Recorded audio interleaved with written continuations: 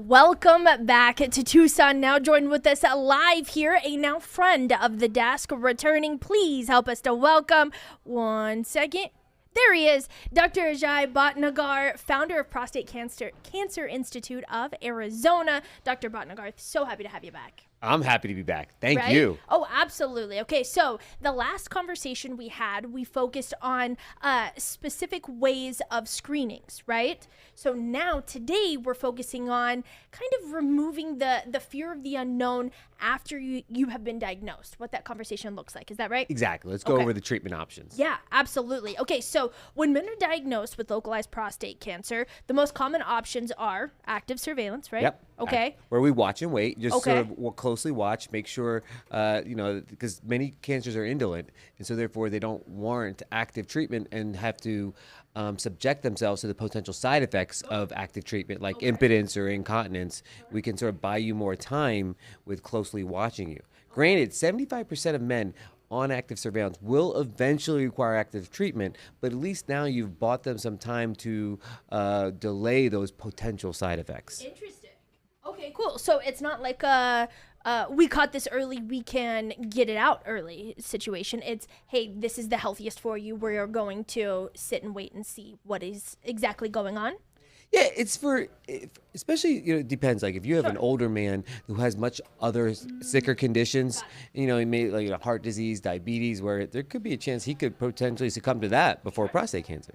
Yeah. Or you have a younger man who has a really indolent prostate cancer and is very scared of becoming impotent or incontinent, and therefore you buy him some more time before he has to risk that. It's not that it's going to happen, but at least before he has to deal with that risk. Because obviously with active surveillance, there's a zero risk of incontinence or impotence. Yeah, So, I mean, that makes a lot of sense, right? but there's a risk, though. You can have the cancer can progress. I've had some patients where you now watch and wait, and now the cancer is more aggressive, or the cancer is spread to other areas. So there is a risk in that. You got to play the pros and cons. Right. Which is why, I mean, it's an open conversation, right? Right. And a conversation that you can go into more informed after you're listening to us here on Tucson Now, so that the fear of the unknown, right? Your pulse isn't going off in your head, and so you can't really take in anything that's being said. Yeah. So we have active surveillance. Yep. The next step, surgery. Yep. Okay. What does that look like? Removing the entire prostate. Okay. And again, this tends to be more common in the younger, healthier men, where this treatment can be done safely without major repercussions. When older men have surgery removed, it can cause incontinence, impotence, and the issue with prostate cancer is that we have many treatments that can provide a very high success rate. Okay, it's just the side effect profiles are different. Okay, so it's more about understanding your quality of life measures than the cure rates, because with the different options, they each have different side effect profiles while providing a very high cure rate. So that's why it's really important to evaluate each one to see which one is best for you. That makes a lot of sense. Now, that third option there is radiation therapy, and I think that's the one that we most associate with the word cancer, right? Correct. What does that look like, radiation therapy? So with radiation therapy, we have two forms, right? We have external radiation therapy, where the radiation comes from the outside of the body to treat the prostate. And then we also have internal radiation, where we actually directly place radiation right in the prostate to treat the cancer. This one is not as commonly done, but it's actually the most targeted form of radiation to treat cancer, and may even have the highest cure rate for prostate cancer. Interesting. Yes. Okay. So tell us a little bit more about brachytherapy. Yeah. Is that what it is? Yeah, that's the internal radiation. Okay. Yeah. So tell us a little bit about what exactly brachytherapy is, the definition of it. And you said, it's not the most common anymore. Why? Okay. So brachytherapy is a form of internal radiation. We can also call it the prostate seed implant. And this is where radioactive sources are directly placed inside the prostate. Okay, and so by doing that, we're able to give a very high dose to the tumor while sparing the surrounding tissues. So that allows not only for a high cure rate, but also for minimal side effects with minimal downtime and a preservation of quality of life, such as a very high success rate of preserving erectile function, and minimal urinary symptoms that are just temporary. So this treatment does require a high level of skill and experience, And in the last 15 years or so, there have become other treatments that have come in to become more fashionable for other reasons, non-clinical reasons, and therefore people are trained in this anymore. And so there is a high level of expertise required to perform this procedure. But now, if you don't have anyone trained in doing it, how is it available? Yeah. And that's so interesting. And it's such a difference from when we talked last, because the first time we talked, when we were talking about screenings rather, you were talking about the brand new, right? The cutting edge, and that some more traditional doctors might not necessarily use those screenings. But now, once we get into the diagnosis conversations, you're saying this old school, technically, right? The misconception of it being old school is actually the best at what it's doing, the best at least in one person's opinion. Yeah, that's a great way of looking at it. I mean, and so, old school is somewhat of a misconception word because it has been around for a while. It's been very established, but there are modern aspects that we now provide. It's done under image guidance. We do treatment planning to make sure we're giving exact dose to the tumor. And yes, there are now newer treatments that have been developed in the last 15 years of newer forms of external radiation. But external radiation still goes through other tissues to get to the prostate. And now, therefore, it has been done more conformally. But nothing is more conformal or more targeted than when the sources are right in the prostate, brachytherapy. So what I tell people is that, the story of brachytherapy represents exactly what's wrong with our healthcare system. Here you have the most conformal radiation treatment for prostate cancer, more conformal than proton beam, and yet, since it's the most cost effective, i.e. the least revenue generating, no one does it anymore, since the more lucrative treatments have become more desirable and they're easier to perform. And so that's been a mission of my practice, to revive this treatment, to make it available for men, including men in Tucson. Sure. And so, this is, I've always been doing radiation oncology for the past 20 years, but 4 years ago, I decided to solely focus on this treatment to really make it available for everyone, because I feel like every man should have all the options available for them. Right. And not saying that this is the only treatment for them. Sure. That's the beauty with prostate cancer. We have different options. Right. But at least this should be presented as an option. Yeah, absolutely. I mean, your healthcare journey, we were just talking about this in terms of mental health, but it absolutely applies to physical health as well, that our healthcare journey should have all of the options so that we can make the most informed choice, right? Including ones that globally is seen kind of as the gold standard. Is that right? Yes. Oh, it's much more commonly done in other areas where they're much more cost conscious. That makes a lot of sense. So then walk us through, right? We were talking about options, that this isn't the only one, but this is one of the options that we should be able to consider and have now made available to us here in Tucson, at least for men here in Tucson. So tell us a little bit how it compares to surgery, or how it compares to the external beam radiation, right? In terms of outcomes as well as quality of life, because that's what we're trying to prioritize. Yes. Well, first, this is a one-time treatment. It's done in less than an hour. You go home the same day. Wow. Okay, so minimal time. You can actually go play pickleball the next day. You can actually go to work the next day. Whereas surgery, there's a fair amount of downtime after surgery, several months.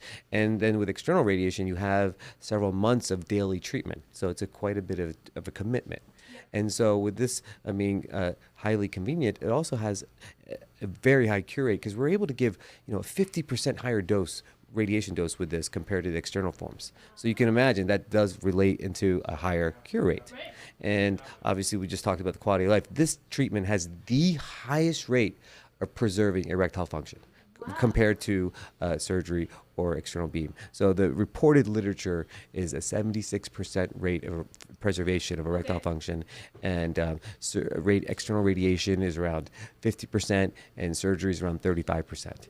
Yeah. So in my practice, it's been more about what level of function you come in. So if you're coming in with a good level of function, you're going to come out with a good level of function. If you're coming in with a bad level of function, this is not going to make it better. Okay. The borderline guys, we can have ways to make sure we optimize their treatment and to optimize their preservation.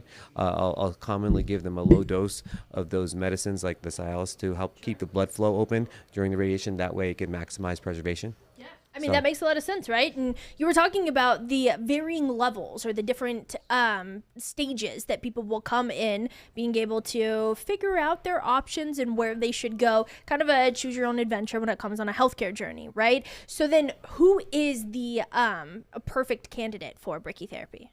Great question.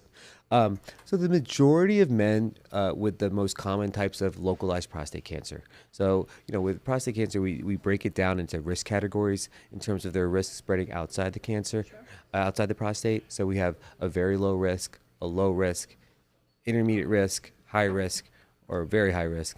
And, so the majority of patients are usually the lower intermediate risk categories, and those are ideal candidates for brachytherapy alone.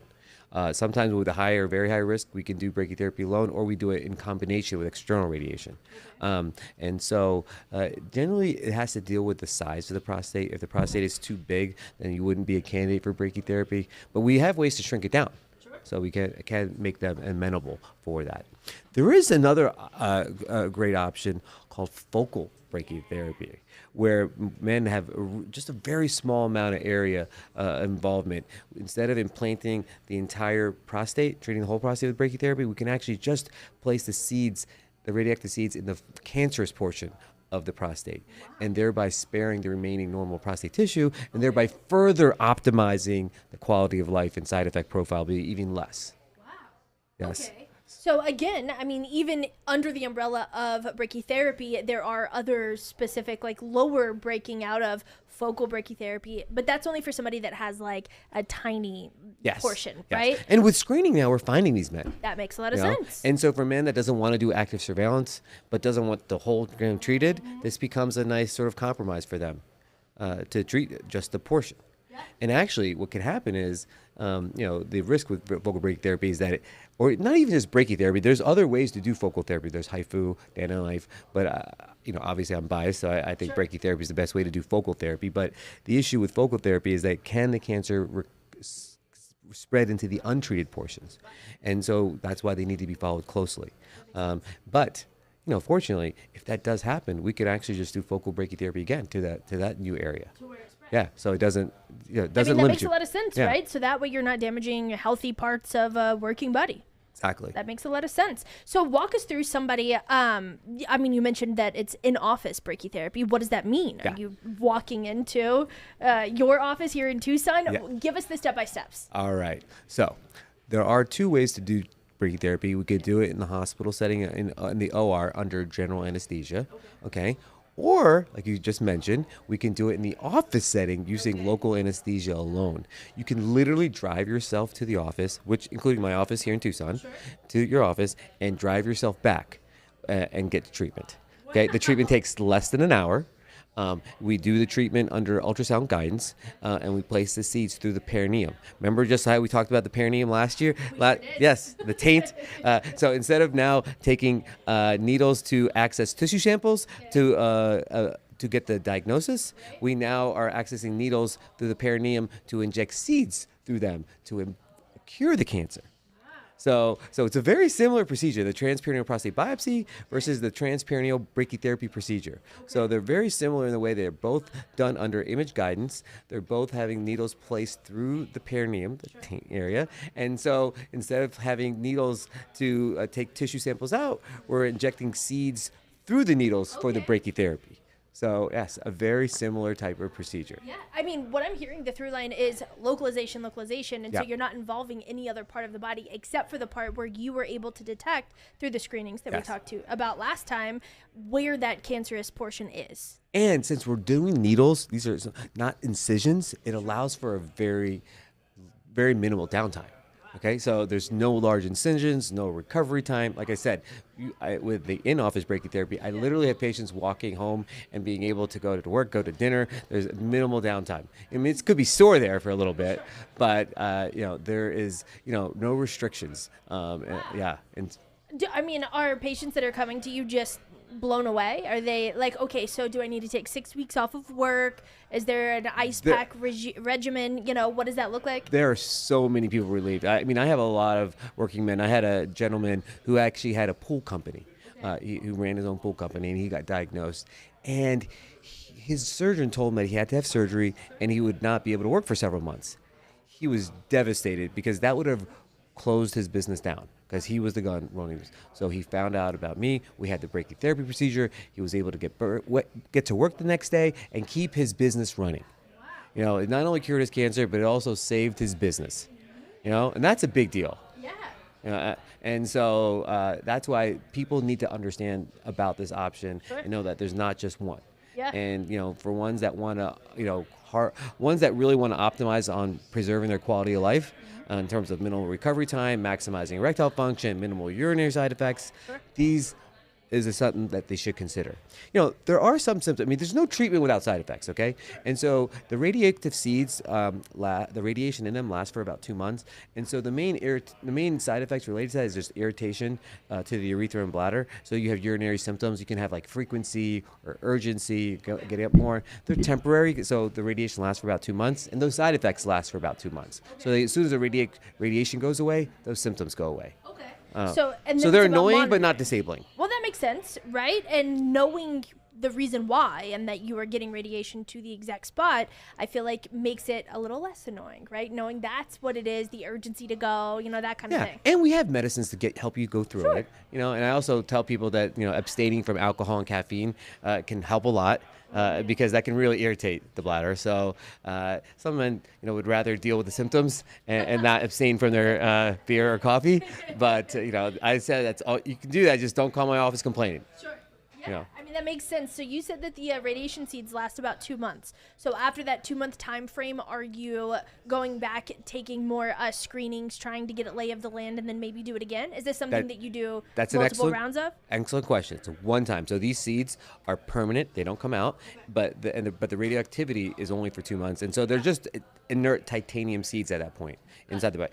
And yes, the PSA blood test is the best way to follow prostate cancer. It may not be the best tool for screening, but once you have prostate cancer, it's actually an excellent tool for following it. So usually, you know, after prostate cancer treatment, whether it's brachytherapy or external radiation or even surgery, following that PSA, that simple blood test serially after your treatment is the best way to follow it.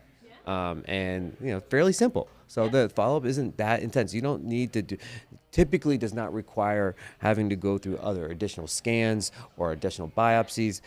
That only occurs if there is a suspicion that it's, you know, come back. Yeah. But if everything is, you know, in remission, all we need to do is a blood test. And so it becomes fairly simple follow-up. Yeah. I know that we had talked about if that the cancer could jump, right? And so I lost the word for it, but metastasize. Yes, so it can metastasize somewhere else, and that way that can be treated by that focal brachytherapy, right? Or other radiation therapies. Okay. It can be treated by other. Works. Yeah, there's a lot of treatments now for when cancer spread outside the prostate. So we have radioligand therapy, we have different anti-androgen therapies. So, but yes, you know, following the PSA, we would see it markedly jump. We now have a PSMA PET CT scan to image the body to help see where it is, and then we have different uses to. Different modalities to treat those areas. But brachytherapy is usually treating when the cancer is confined to the prostate. Okay. So for when it's confined to the prostate and it's right there, we can treat it there. But when it's spread outside the prostate, we do have other tools that we can do. Sure. So then why, since there's so many different options, right? This is one option for sure that you want to make sure people are allowed. Why specialize in brachytherapy? Why hang your hat on that, something that so many across the U.S. aren't even doing anymore? Yeah. Excellent question. Again, this is the most conformal radiation treatment for prostate cancer that provides the highest cure rate with the least side effect profile. Fortunately, I've had the skill set and 20 years experience providing this treatment, and I want to make sure men have access to this option. I believe that men shouldn't just have access to the most common options. They should have access to every treatment. And this, quite frankly, I think is one of the more, I think it's the best treatment for the right patient, and therefore it should be available for them. And therefore, it's been my mission to help revive this treatment to make it available for everyone. Just because no one else offers it doesn't mean that it shouldn't be offered or it's an inferior treatment. Unfortunately, like we talked about, the economics and now the training situation has made it a highly underutilized treatment, but that's what's given me passion to do this. And I'm really excited about being here in Tucson for that. I mean, it makes sense to me, and it might be elementary to make this connection, but it sounds like it's not necessarily old school. It's like learning cursive, right? Now my younger sisters that are 7 and 10 years younger than me can't write cursive, which is an old skill that is incredible, right? It's not necessarily old school, but there's something specialized in it. It serves a purpose, right? It's a way of communicating that is a little bit higher level now because not a whole lot of people are using it. In the same vein here, brachytherapy, not old school. It's just a older tradition that people aren't necessarily utilizing anymore. Yes, but there are modernizations to it. We now are using MRI imaging to help be able to guide the seeds to make sure we're treating the actual locations. We're able to actually do real-time planning right in the OR to make sure we're treating the exact area we want to treat. So there's definitely modernizations to it. But yes, it is a highly established treatment with over 30 years of data to show excellent outcomes. And so yes, just because it's old doesn't mean that it's inferior or obsolete. It's actually the best treatment. It's just in our society, the more lucrative treatments become more desirable. Sure. So if somebody has just gotten this news, right, sat in a different doctor's office, whether it was here in Southern Arizona or anywhere else in the United States, and has been given some options, but is not including the options that they're hearing live here on Tucson Now with you, are they able then to pick up the phone and say, hey, this sounds like exactly what I have. I would like to hear more about this option. How can they get in contact with you, and can they come and see you in this process? Of course. We have our number, go online, and I provide virtual consultations where we can go through it, the whole process virtually. I have a video presentation. We could also come into our office too, but I do provide. Actually, the majority of my patients like to see me virtually. Patients don't want to come in the office. And then if there is an interest to actually wanting to proceed, we can then make arrangements to provide the treatment at their most preferred location. And so it's not uncommon for me to see the patient in person the first time at that time of surgery. Yeah. I mean, that makes a lot of sense, right? I mean, I do a whole lot of my own healthcare virtually as well. It's more comfortable, I think, for everybody. And so until you actually get down and then you say, hi, welcome, thank you so much. And now we're already on our way. So truly, they could be kind of anywhere in the U.S., right? Oh, yeah. It's one of the benefits of COVID that really allowed us to accept virtual telehealth. And yes, I do have patients flying from all over the country because it has not been available. But we are also in other locations besides Tucson and Phoenix. So we are in Las Vegas, we're in Denver, we're also in North Carolina, in Iowa, in New York. I do have other partners. I have other partners to help with that. But I'm primarily focused here in the West Coast. Yeah. Absolutely. I know you mentioned that website here that people can get more information. Do you know the URL off the top of your head? ProstateCancerUSA.com. All right. This is what it looks like right here. We are actually sharing the website. Again, that is ProstateCancerUSA.com. Yep. Now, if we want to know more, it looks like there's a whole lot of drop-down menus. Oh, yeah. About us, Meet the Doctors. I'm sure we would see your face on that. Of course. Meet the Doctors as well. All of the services, very top there, you see prostate brachytherapy. That is what we're talking about. Right underneath it, focal brachytherapy. Again, something that we are consistently talking about this visit here. All right, so once again, Dr. Bhatnagar, is there anything else we have not discussed you'd be remiss to leave Tucson Now audiences with, at least for this conversation? I would love to make sure people in the Tucson community know that we are now offering in-office brachytherapy right here in Tucson. So people do not have to travel anywhere else, and we can provide this excellent treatment in addition to the transperineal prostate biopsy. Both will be offered at this our Tucson location, and happy to start accepting patients. Absolutely. It's always a pleasure, my friend. Once again, Dr. Ajay Bhatnagar, founder of Prostate Cancer Institute of Arizona. Guys, again, this is the URL, ProstateCancerUSA.com for all of that information. Dr. Bhatnagar, it's always a pleasure having you here at the desk.